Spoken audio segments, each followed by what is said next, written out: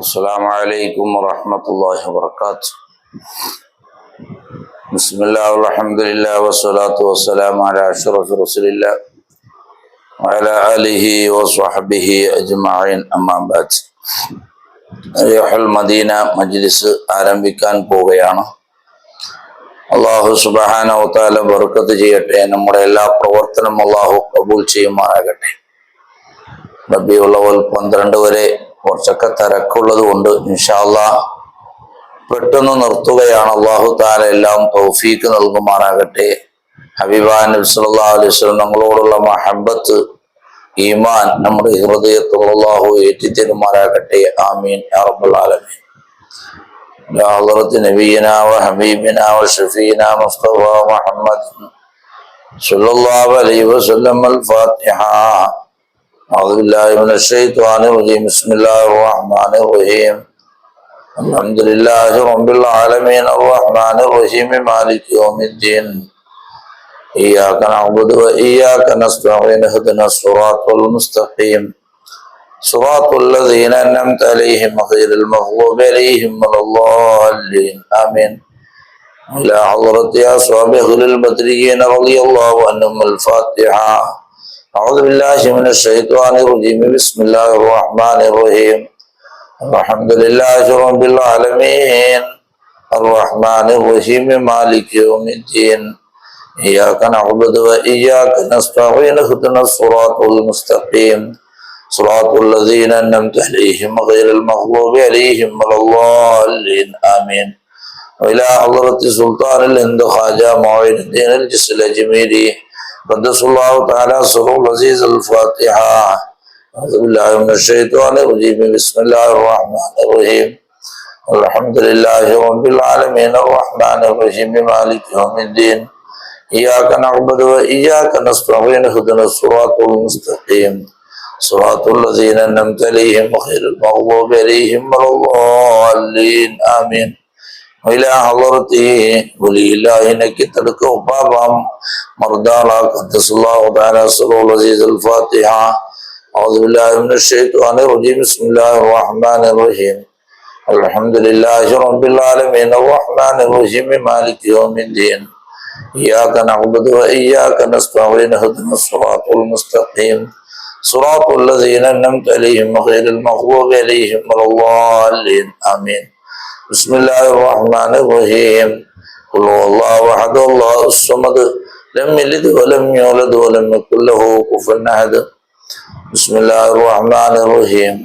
قل هو الله أحد الله الصمد لم يلد ولم يولد ولم يكن له كفوا أحد. بسم الله الرحمن الرحيم. قل أعوذ برب الفلق من شر ما خلق من شر غاسق إذا وقب ومن شر النفاثات في العقد من شر حاسد إذا حسد. بسم الله الرحمن الرحيم. قل أعوذ برب الناس ملك الناس إله الناس من شر الوسواس الخناس الذي يوسوس في صدور الناس من الجنة والناس. أسماء الحسنى എല്ലാവരും പറയുക. بسم الله الرحمن الرحيم. ولله الأسماء الحسنى فادعوه بها. يا الله يا رحمن يا الله يا رحيم يا الله يا ملك يا الله يا قدوس يا الله يا سلام يا الله يا مؤمن يا الله يا مهيمن يا الله يا عزيز يا الله يا جبار يا الله يا متكبر يا الله يا خالق يا الله يا بارئ يا الله يا مصور يا الله يا غفار يا الله يا قهار يا الله يا وهاب يا الله يا رزاق يا الله يا فتاح يا الله يا عليم يا الله يا قابض يا الله يا باسط يا الله يا خافض يا الله يا رافع يا الله يا معز يا الله يا مذل يا الله يا سميع يا الله يا بصير يا الله يا حكم يا الله يا عدل يا الله يا لطيف يا الله يا خبير يا الله يا حليم يا الله يا عظيم يا الله يا غفور يا الله يا شكور يا الله يا علي يا الله، يا كبير يا الله، يا حفيظ يا الله، يا مقيت يا الله، يا حسيب يا الله، يا جليل يا الله، يا كريم يا الله، يا رقيب يا الله، يا مجيب يا الله، يا واسع يا الله، يا حكيم يا الله، يا ودود يا الله، يا مجيد يا الله، يا باعث يا الله، يا شهيد يا الله، يا حق يا الله، يا وكيل يا الله، يا قوي يا الله، يا متين يا الله، يا ولي يا الله، يا حميد يا الله، يا محصي يا الله، يا مبدئ يا الله، يا معيد يا الله، يا محيي يا الله، يا مميت يا الله، يا حي يا الله، يا قيوم يا الله، يا واجد يا الله، يا ماجد يا الله، يا واحد يا الله، يا أحد يا الله، يا صمد يا الله، يا قادر يا الله، يا مقتدر يا الله، يا مقدم يا الله، يا مؤخر يا الله، يا أول يا الله، يا آخر يا الله، يا ظاهر يا الله، يا باطن يا الله، يا والي يا الله، يا متعالي يا الله، يا بر يا الله، يا تواب يا الله، يا منتقم يا الله، يا عفو يا الله، يا رؤوف يا الله، يا مالك الملك يا الله، يا ذا الجلال والإكرام يا الله، يا مقسط يا الله، يا جامع يا الله، يا غني يا الله، يا مغني يا الله، يا مانع يا الله، يا ضار يا الله، يا نافع يا الله، يا نور يا الله، يا هادي يا الله، يا بديع يا الله، يا باقي يا الله، يا وارث يا الله، يا رشيد يا الله، يا صبور يا الله، الذي لم يلد ولم يولد ولم يكن له كفوا أحد. അർഹമുറാഹിമീനായ അല്ലാഹ്, ഇസ്മാഉൽ ഹുസ്ന നീ ഖബൂലാക്കണമല്ലാ. ഇസ്മാഉൽ ഹുസ്നയുടെ ബർക്കത്ത് കൊണ്ട് റിഹുൽ മദീന മജ്ലിസ് കാണുന്നവർ, ദിക്ർ ചൊല്ലുന്നവർ അവരുടെ മുറാദ് നീ ഹാസിലാക്കണമല്ലാ. നമ്മുടെയും ശാരീരികവും മാനസികവും ലാഹിറും ബാത്തിനുമായ എല്ലാ രോഗങ്ങളും നീ ശിഫിയാക്കണമല്ലാ. നമ്മുടെ മാതാപിതാക്കൾ, ഭാര്യ, മക്കളുടെ രോഗങ്ങൾ നീ ശിഫിയാക്കണമല്ലാ. ഖൈറായ സന്താനങ്ങൾ അസ്മാഉൽ ഹുസ്നയുടെ ബർക്കത്ത് കൊണ്ട് ഞങ്ങൾക്ക് നീ നൽകണമല്ലാ. നമ്മുടെ എല്ലാ മുറാദുകളെയും നീ ഹാസിലാക്കി തരണമല്ലാ. ആമീൻ യാ റബ്ബൽ ആലമീൻ. اللهم صل صلاة كاملة وسلم سلاما تاما على سيدنا محمد الذي تنحل به اللقد وتنفرج به الكرب وتقضى به الحوائج وتنال به الرغائب وحسن الخواتم ويستسقى الغمام بوجهه الكريم وعلى آله وصحبه في كل لمحة ونفس بعدد كل معلوم لك. اللهم صل صلاة كاملة وسلم سلاما تاما على سيدنا محمد الذي تنحل به اللقد وتنفرج به الكرب وتقضى به الحوائج وتنال به الرغائب وحسن الخواتم ويستسقى الغمام بوجهه الكريم وعلى آله وصحبه في كل لمحة ونفس بعدد كل معلوم لك.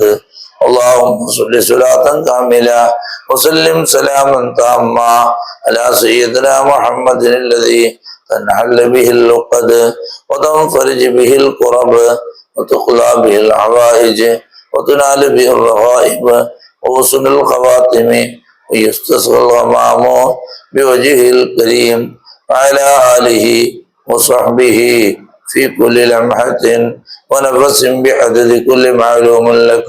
اللهم صل صلاة كاملة وسلم سلاما تاما على سيدنا محمد الذي تنحل به العقد وتنفرج به الكرب وتقضى به الحوائج وتنال به الرغائب وحسن الخواتم ويستسقى الغمام بوجهه الكريم وعلى آله وصحبه في كل لمحة ونفس بعدد كل معلوم لك. اللهم صل صلاة كاملة وسلم سلاما تاما على سيدنا محمد الذي تنحل به اللقد وتنفرج به الكرب وتقضى به الحوائج وتنال به الرغائب وحسن الخواتم ويستسقى الغمام بوجهه الكريم وعلى آله وصحبه في كل لمحة ونفس بعدد كل معلوم لك. اللهم صل صلاة كاملة وسلم سلاما تاما على سيدنا محمد الذي تنحل به اللقد وتنفرج به الكرب وتقضى به الحوائج وتنال به الرغائب وحسن الخواتم ويستسقى الغمام بوجهه الكريم وعلى آله وصحبه في كل لمحة ونفس بعدد كل معلوم لك. لا إله إلا الله العظيم الحليم. لا إله إلا الله رب العرش العظيم. لا إله إلا الله رب السماوات ورب الأرض ورب العرش الكريم. لا إله إلا الله العظيم الحليم. لا إله إلا الله رب العرش العظيم. لا إله إلا الله رب السماوات ورب الأرض ورب العرش الكريم. لا إله إلا الله العظيم الحليم.